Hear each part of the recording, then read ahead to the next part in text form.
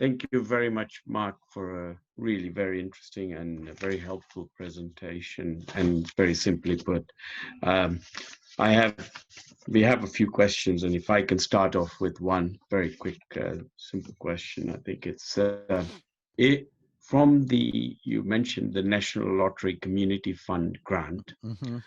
What exactly is required to get this? Is there a specific process or a simple Yeah, there is. process or what? It is a relatively simple process. The process is on should be on the website, on the National Lottery Community Fund website. They will require certain documents from you, such as business plan, uh, uh, accounts, and cash flow projections, so that they can see that you're a sustainable organization before they give you a grant. But they are the information I've had is that they will be open to enabling you to have uh, easy access to that sort of funding. Sure. But I would, Hitesh? yeah, I would work. I Oh, think we could perhaps send links maybe mm, after this talk, if that's all right, Roman. We could probably send the yeah, link to the website so that people can see the yeah. information. And we can then put that on our YouTube and Facebook pages as well, so that Yeah, people yeah, can go straight through from there. That's yeah. great. Thank you. Thank you. Hitesh, if I can pass that on to you for the next question. Where is Hitesh? Oh, hang on. I need to unmute you. Okay, sorry. Hitesh, off you go. I unmuted you there. Very informative. You've explained through your presentation most of these things, but just a succinct, brief summary. There's a question here to say, as the income streams of charities are impacted, what should charity trustees be doing to sustain their charity during this period? Um, I think monitoring the cash and looking at different sources of funding. I think the key. I think the first action is to try to reduce your costs as much as possible. And look at where you are and what you've got planned over the next Yeah. 3 to 6 months in activities, and see what you have to do now, and what perhaps you can put off until later on, and then look at where you can get some additional funding, either through fundraising, online fundraising campaign with your supporters, um, or through different grant bodies, um, there's a huge list. I think you'll probably find. I mean, the Mayor's Fund, obviously, 2 million for London charities is available. I think even local authorities will are giving grants to charities as well. I know, I, I know you're in Croydon, and I'm in Hertfordshire, but I know that Hertfordshire County Council have got a fund running for local charities here, and I'm sure the council in Croydon will be running a similar type of scheme. Okay, Yeah. that's good. Yeah. I know for a fact that Harrow is also running a similar thing. So yeah. Yeah, I think the local authorities Yeah. have been given grant from central government in order to be able to help support local charities. And I guess just to add to the answer on the income streams and so on, I mean, ultimately, it's all about financial prudence at this point in time, and not to jeopardize your overall organization. So, whatever you're doing, you should be looking at that as a priority as a trustee. Yeah, absolutely. Because especially if the body you're a trustee of is a charitable trust rather than a corporate body, because if you're a trustee of a charitable trust, you have personal. Um, uh, can we have? Sorry, I just read some just read. Sorry, I shouldn't look at the thing No, on don't the worry. screen. We will handle the questions which is coming up. Don't worry about it. Sorry, just my eye got Yes, caught. I know. Sorry, I've lost my train of thought. I was talking about financial prudence and Yeah, so you on. just need to, you just Okay, need, so, much like anybody really, you look at where your outgoings are and seeing what yeah, you can cut. And then you start to think about where you can get some more income coming in. sure.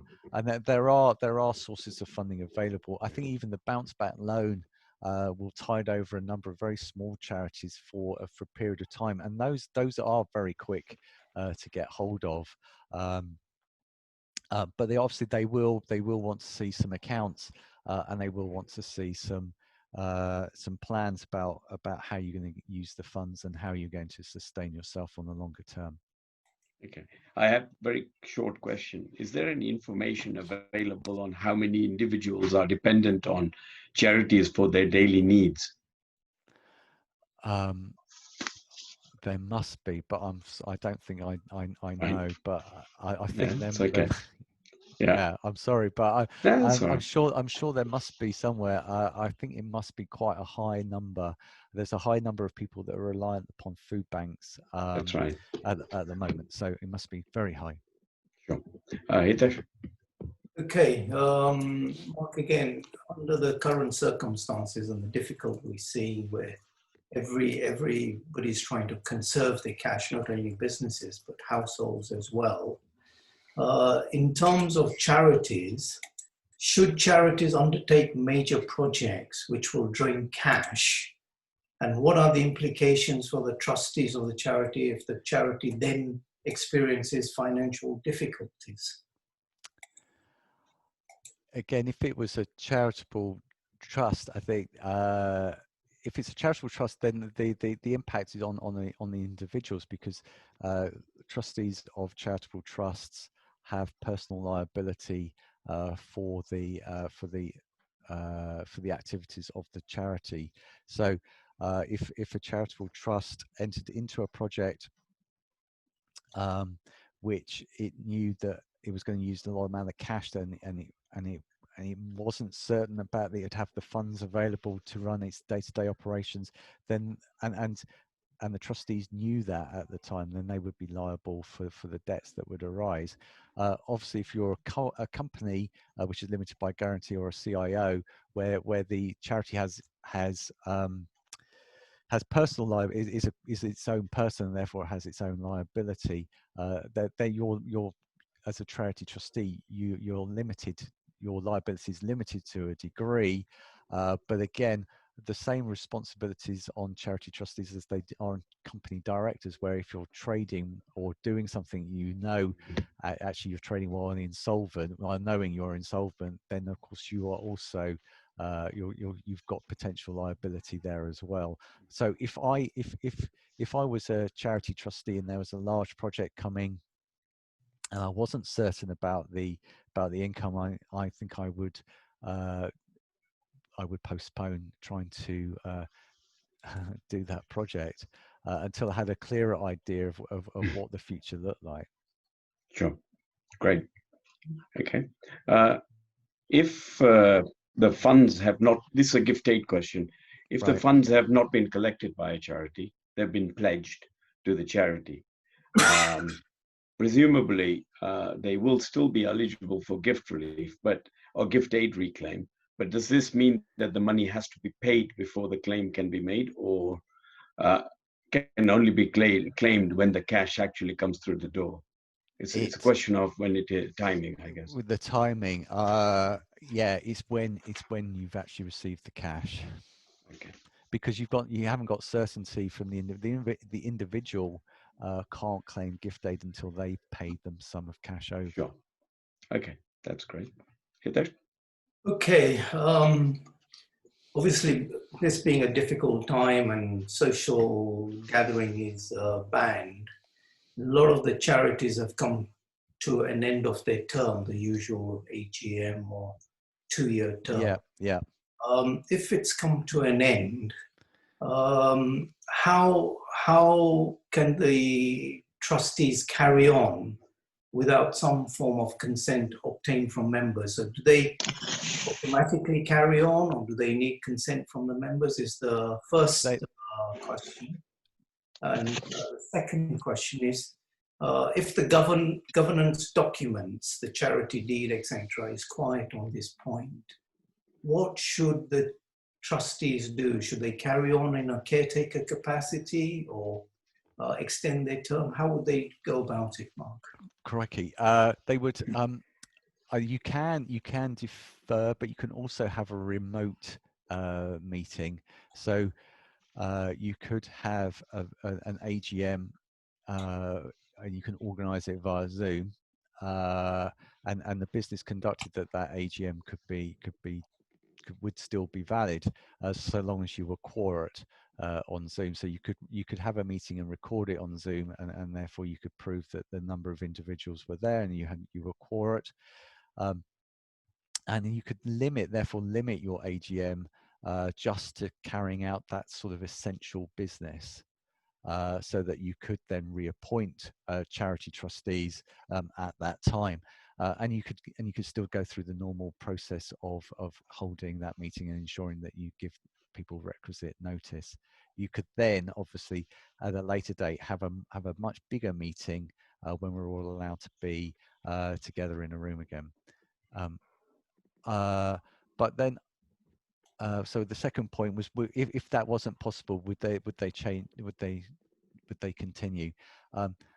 Yes, I think they should. I'm not a lawyer, but I think that they should continue in that role, because they have a fiduciary role to ensure that the charity is being appropriately run. And then when they get to the point that they can hold a meeting, they can then resign and be reappointed formally at that point. And during this period, presumably, whatever they do, they should very carefully consider the work they're going to carry out, particularly in restriction of raising more funds, etc., I presume. Yes, they should. Yeah, they should. Yeah. I mean, I think just on that is obviously with Zoom, they're using Zoom and so on. It's very difficult to know who's on that Zoom. May not necessarily be a member, etc. There are issues that need to be ironed out quite a lot. Yes, I suppose you could you could set up a private meeting, couldn't you? Yeah, I think it just becomes tricky because a lot of members may not necessarily have access to Zoom.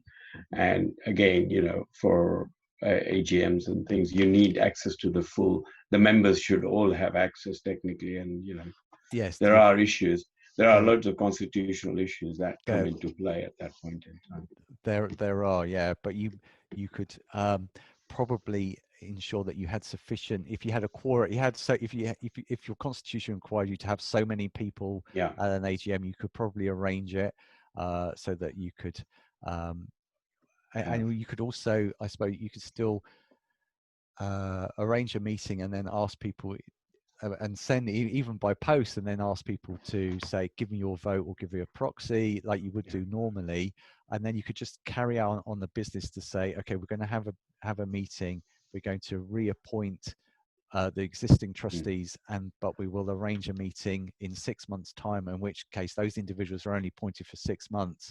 And then at that point, you could then have a further meeting, and then go through the process normally that you would do to ensure that everybody had a chance to vote.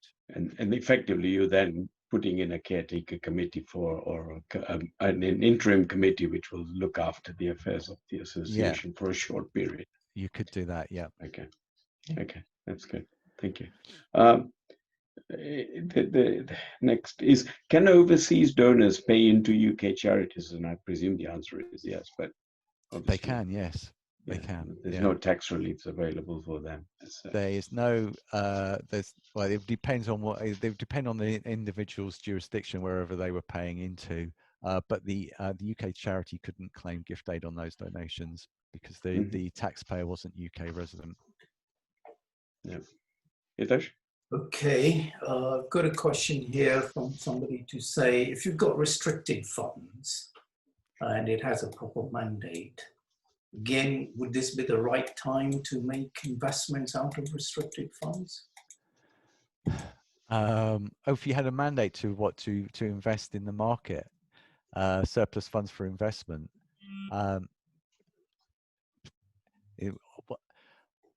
so long as you had the agreement, the trustees, that they believed it was in the best purposes of the charity, that they invested those funds at that point in time, and they were surplus funds, and that it was properly documented, then from a charity's point of from a charity trustee's point of view, they've documented all that they need to do, and so long as it's documented, I don't think anybody could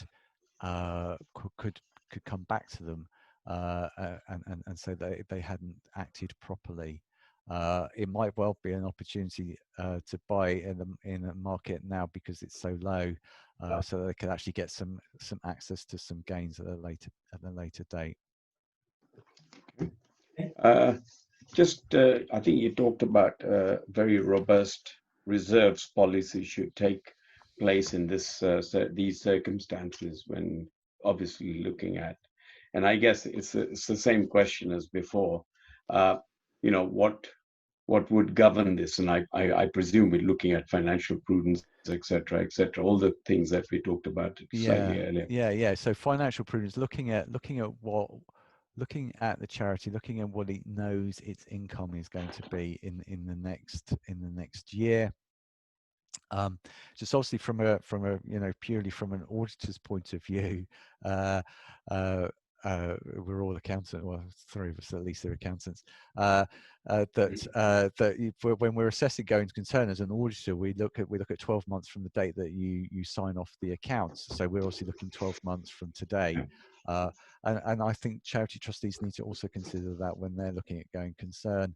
And they need to look at what their known income is. So really scale back your income, I should imagine, to the bare minimum what you knew was definitely certain, and then your costs. And then that would then say, okay, you might end up with a deficit going forward, but ensuring you have the funds brought forward. If you've got funds brought forward, you've got sufficient headroom to be able to sign off on going concern as an auditor and as a trustee.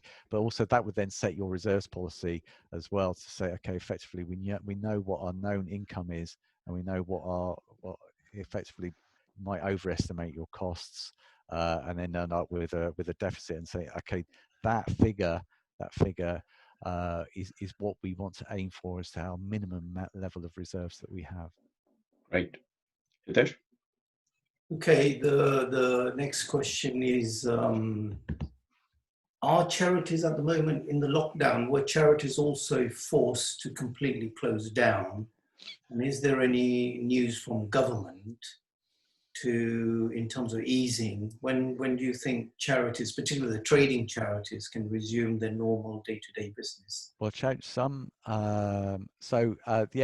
same restrictions have applied. Where charities are not required to provide services face to face, then they're doing that remotely. If they're care charities, then obviously they need to be able to visit people, and they obviously still are, in order to be able to carry out those services.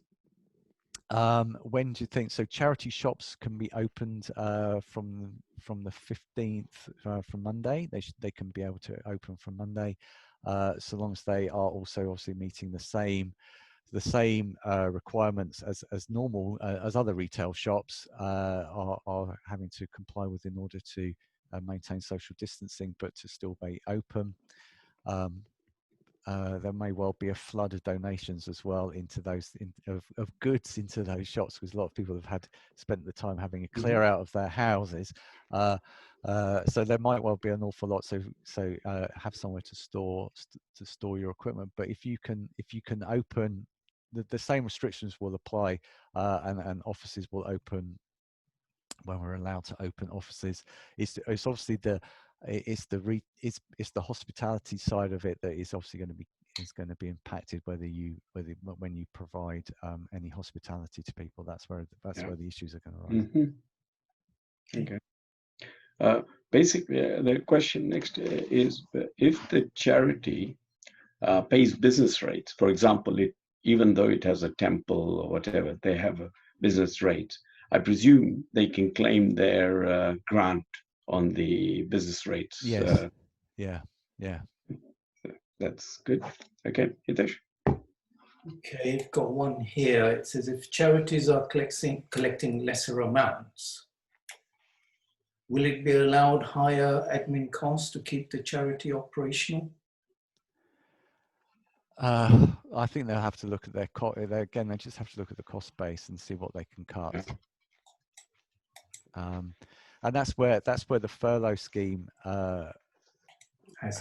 Has helped, because obviously your admin support, you've been out there. I'm sure charities have been able to cut those hours and put people on furlough in the last couple of months, and pretty much cut back to just operational staff.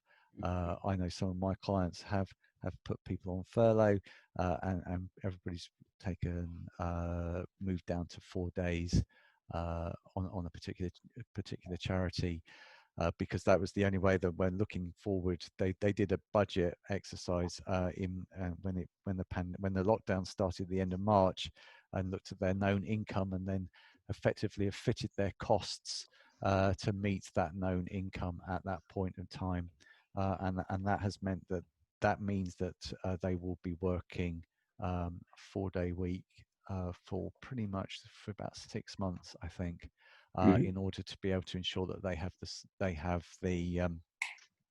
they've got the resources to continue. Yeah. Okay. Question on annual accounts.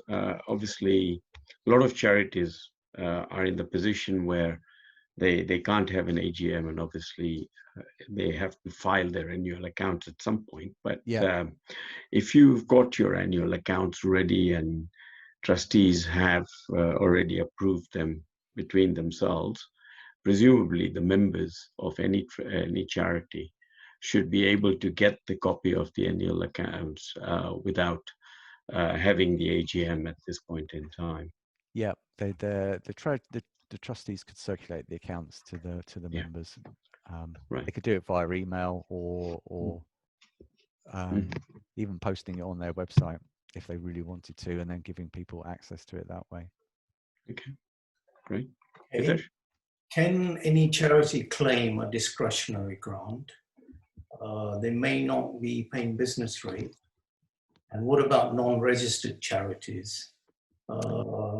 They could be non-making profit organization. So is a discretionary grant available to these type of charities? If they're not registered? Yeah. Oh, because they're not registered charities. Yes, because if they can, I believe they should be able to, because if they'll have a constitution, and they'll have a document that proves that they are a charity, even though they're not registered with the commission. They should therefore be able to prove that they can claim the reliefs. It might take a bit longer, but they should persist with it to see whether or not they can get the relief. Okay. All right. Just an overarching question in terms of, obviously, we talk about certain things being done at this point in time, but obviously each charity has, or most charities have, an overarching constitution or governing document. Yeah. And I presume whatever people do, that document obviously comes first before, and the conditions required in that document have to be fulfilled before even going away and doing other things, if possible. From a trustee's perspective, they need to ensure that everything is in accordance with the governing document, rather than going against the governing document or differently from the governing document. That's right. Yes. Because that really does govern what they're allowed to do, and if they go outside of those terms, then it effectively their actions are avoidable, which means that somebody can claim that they don't exist, and they've acted therefore unlawfully against the constitution. So the trustees really do need to understand what's in that constitution and how they operate to ensure that they don't become liable for any action just because they failed to read it properly or to understand what was in it. I mean, in those cases, they should really speak to any of their advisors, which should be able to help them navigate that document. Yeah. No, I just basically, because a lot of these and smaller charities that are around actually have governing documents which are silent on a lot of things, and have other things, and you need to make sure that they actually marry up into what you actually do. Yeah. Well, also, if they go to the if the individual trustees go to the Charity Commission website, there's a lot of guidance on how to run meetings and what their responsibilities are, which so long as they acted within those broad framework documents they've followed the best practice on how to act. Sure. And that would protect them if some of the things in the document was there were some silent things not mentioned. Yeah. Okay. Anything else, Hitesh, from your side? That's it. Great. Okay. Well, Mark, that's it. I think we've covered all the questions, which is great. Thank you so much for a fantastic presentation. And I think, it was so succinctly put in most of the stuff that we've heard today. And I'm sure most of the people attending got a lot out of that. And thank you again for your time. No on this. Hitesh, thank you very much for helping moderate. Like I say, I hope everybody's found this webinar helpful. We have recorded this presentation, and we will be putting it on our YouTube channel and the Facebook page. So you will be able to download that.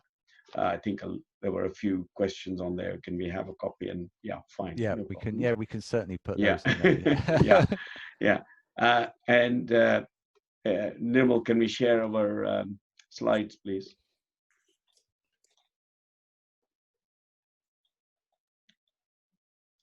Thank you. If you can go up to the poster for the elderly.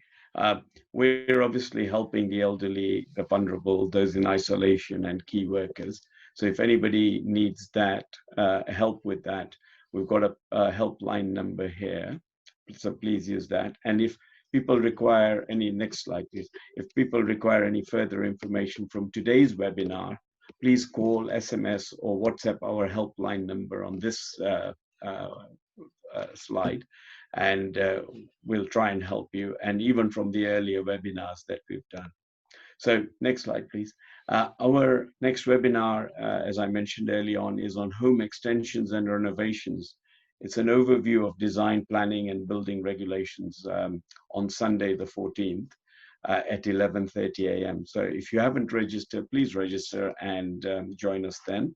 We also have other webinars on Wednesday, the 17th of June about landlords' rights, and then a series of education webinars, which is starting on the 20th of June. So watch out for the information on that and register, and please join us. If we really do welcome, we look forward to welcome you all for these webinars. Finally, if you have any other suggestions for future webinars, please email us at cat8webinars@gmail.com. Thank you for attending today. Be safe, stay alert, control the virus, and save lives. Goodbye. Thank you. Thank you, Mark.